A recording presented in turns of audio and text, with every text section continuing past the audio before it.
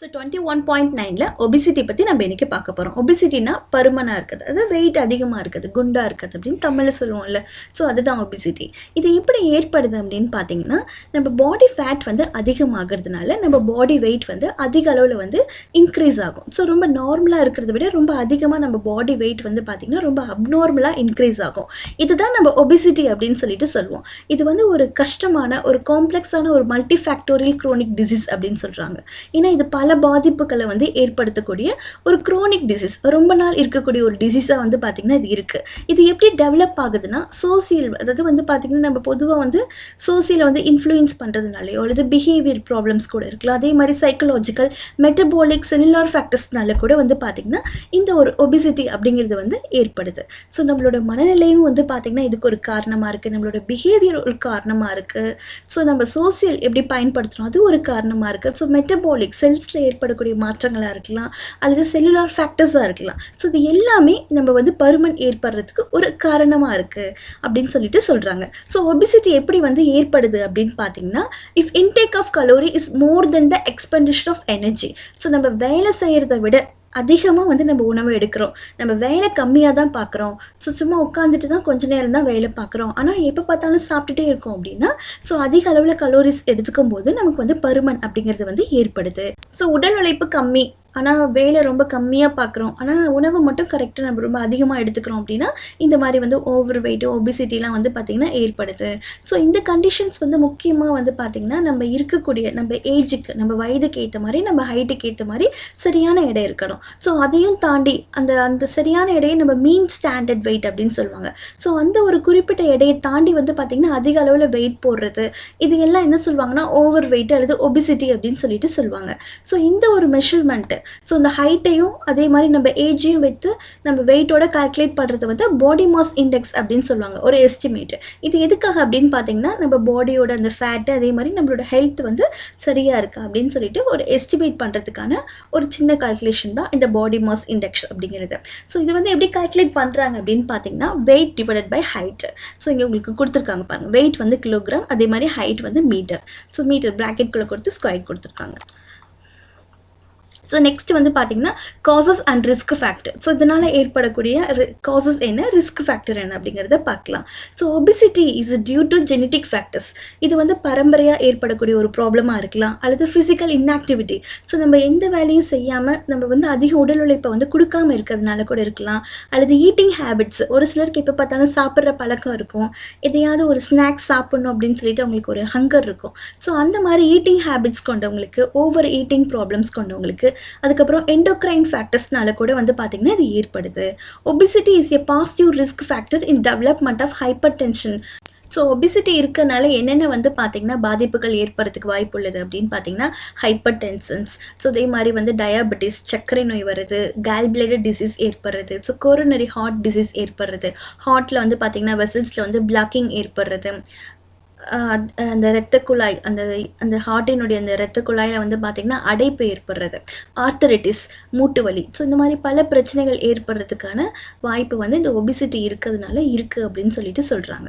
So next வந்து பார்த்திங்கன்னா இதனால் வந்து உடல் பருமனை வந்து நம்ம எப்போவுமே ஒரு கண்ட்ரோலாக வச்சுக்கணும்.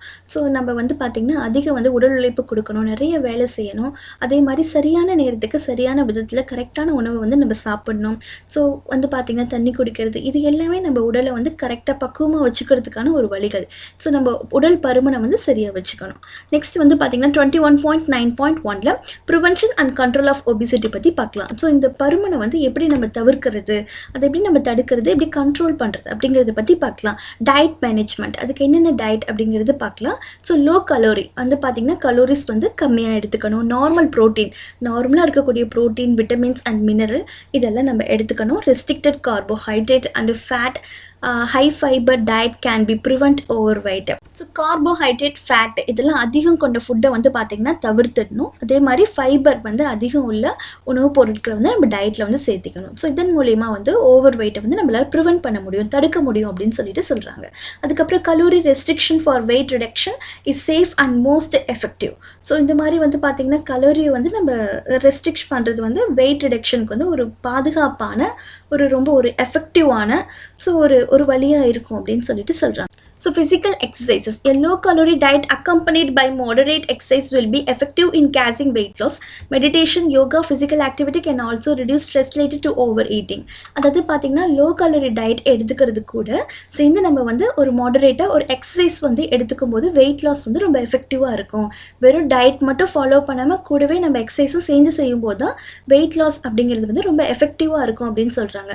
ஸோ மெடிடேஷன் பண்ணுறது, யோகா, ஃபிசிக்கல் ஆக்டிவிட்டிலாம் வந்து பார்த்திங்கன்னா ஸ்ட்ரெஸ்னால் வந்து ஓவராக சாப்பிட்ற அந்த ஒரு ஹேபிட்டை வந்து ரிடியூஸ் பண்ணும். ஸோ அப்படின்னு சொல்லிட்டு சொல்கிறாங்க. நம்மளோட ஸ்ட்ரெஸ்ஸை வந்து கம்மி பண்ணிவிடும் அப்படின்னு சொல்லிட்டு சொல்கிறாங்க.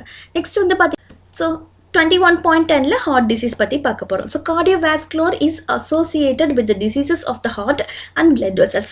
Coronary heart disease is the most common form and is caused by deposition of cholesterol in the blood vessels. So cardiovascular disease அப்படிங்கிறது வந்து எப்படி ஏற்படுது அப்படின்னா, கார்டியோ அப்படின்னாவே ஹார்ட், ஸோ வாஸ்குலர்ஸ்னால் ஹார்ட்டில் இருக்கக்கூடிய அந்த வெசல்ஸ். ஸோ அதில் எப்படி வந்து ஒரு டிசீஸ் ஏற்படுது அப்படின்னு பார்த்தீங்கன்னா, ஹார்ட்டு அண்ட் பிளட் வெசல்ஸில் ஏற்படக்கூடிய ப்ராப்ளத்தினால தான் இந்த கார்டியோவாஸ்குலர் டிசீஸ் அப்படிங்கிறது வந்து ஏற்படுது. ஸோ கொரோனரி ஹார்ட் டிசீஸ் அப்படிங்கிறது வந்து ஒரு பொதுவான ஒரு காமனாக இருக்கக்கூடியது. ஸோ இது எப்படி ஏற்படுது அப்படின்னு பார்த்தீங்கன்னா, கொலஸ்ட்ரால் வந்து நம்ம ஹார்ட்டோட பிளட் வெசலில் போய் அடைச்சிக்கிறதுனால தான் இந்த கொரோனரி ஹார்ட் டிசீஸ் அப்படிங்கிறது வந்து ஏற்படுது. So it usually develop slowly over many years beginning from the childhood. They may form a fatty stick to a fibrous complicated plaque. So இது வந்து பார்த்திங்கன்னா சற்று ஒரு நாளில் வரக்கூடிய ஒரு விஷயம் கிடையாது. இது வந்து சின்ன வயசுலேருந்தே கொஞ்சம் கொஞ்சமாக பல வருடங்களாக வந்து பார்த்திங்கன்னா அந்த கொழுப்பு போய் உள்ளே அடைச்சிக்குது. ஃபேட்டி ஸ்ட்ரீக் அப்படின்னா கொழுப்பு. ஸோ கொழுப்பு போய் சேர்ந்துக்கிட்டே இருக்கும் அந்த பிளட் வெசல்ஸில். ஹார்ட்டோட பிளட் வெசல்ஸில் வந்து பார்த்திங்கன்னா கொழுப்பு போய் கொஞ்சம் கொஞ்சமாக போய் சேர்ந்துக்கிட்டே இருக்கும். அது வந்து பார்த்திங்கன்னா சேர அது பெருசாகி ஒரு பிளேக் மாதிரி மாறிடும். அதாவது ஒரு பெருசாக வந்து போய் பார்த்திங்கன்னா ஒரு பிளாக் மாதிரி போய் பிளட் வெசல்ஸில் இருக்கிறதா ஃபைப்ரஸ் காம்ப்ளிகேட்டட் பிளாக் அப்படின்னு சொல்லுவாங்க. ஸோ அந்த மாதிரி பெருசாக போய் அடைச்சிக்கிறதுனால என்ன ஆகிடும், ஹார்ட்டுக்கு போகக்கூடிய அந்த பிளட் வந்து தடைப்படும். ஸோ பிளட் வெசல்ஸில் வந்து அந்த பிளட்டோட ஃப்ளோ வந்து தடைப்படும். ஸோ அது தடைப்படும் போது நமக்கு ஹார்ட் அட்டாக் அப்படிங்கிறது வந்து ஏற்படுது. இந்த மாதிரி கொரோனரி ஹார்ட் டிசீஸ் அப்படிங்கிறது வந்து நமக்கு ஏற்படுது. So it's leads to a narrowing of blood vessels leading to atherosclerosis in large and medium sized arteries that supply the heart muscle with oxygen. So இது வந்து இந்த ஆர்த்ரோஸ்க்ளீரோசிஸ் அப்படிங்கிறது வந்து பார்த்திங்கன்னா பிளட் வெசல்ஸில் ஏற்படக்கூடிய அடைப்பு. அது சின்னதாக இருக்கலாம், பெருசாக இருக்கலாம். ஸோ அது வந்து பார்த்திங்கன்னா எதில் ஏற்படுதுன்னா, அந்த ஹார்ட்டுக்கு வந்து பார்த்திங்கன்னா பிளட்டை கொண்டு போகக்கூடிய அந்த ஆக்சிஜனை கேரி பண்ணக்கூடிய அந்த ஒரு ஆர்ட்ரிஸில் போய் பார்த்திங்கன்னா ஏற்படுது. So it's leads to sudden ischaemia அப்படின்னா deficiency blood supply to heart muscles. So heart மசில்ஸ்க்கு போகக்கூடிய அந்த பிளட் சப்ளை வந்து கம்மியாக இருக்கிறது, பற்றாமல் இருக்குது. நெக்ஸ்ட் வந்து மயோகார்டியல் இன்ஃப்ராக்ஷன் அப்படிங்கிறது வந்து பார்த்திங்கன்னா அந்த death of the heart muscle tissues. So myocardial infarction அப்படிங்கிறது வந்து பார்த்திங்கன்னா ஹார்ட் மசில் டிஷ்யூ வந்து சரியாக ஒர்க் ஆகாமல் செயலிழந்து போகிறது தான் இந்த மயோகார்டியல் இன்ஃப்ராக்ஷன் அப்படிங்கிறது.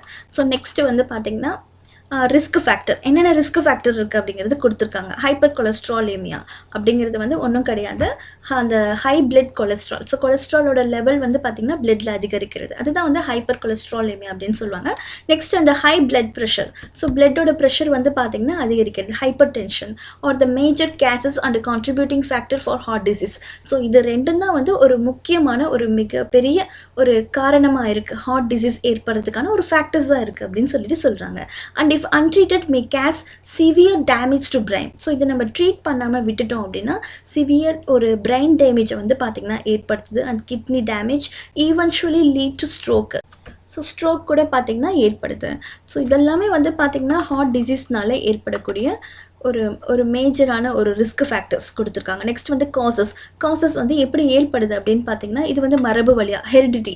ஸோ ஃபேமிலியில் ஒருத்தருக்கு இருக்கலாம், ஸோ அதே வந்து பார்த்திங்கன்னா கண்டினியூஸாக அந்த ஃபேமிலியில் ஒருத்தருக்கு இருக்கிறதுனால இன்னொருத்தருக்கு ஏற்படலாம்.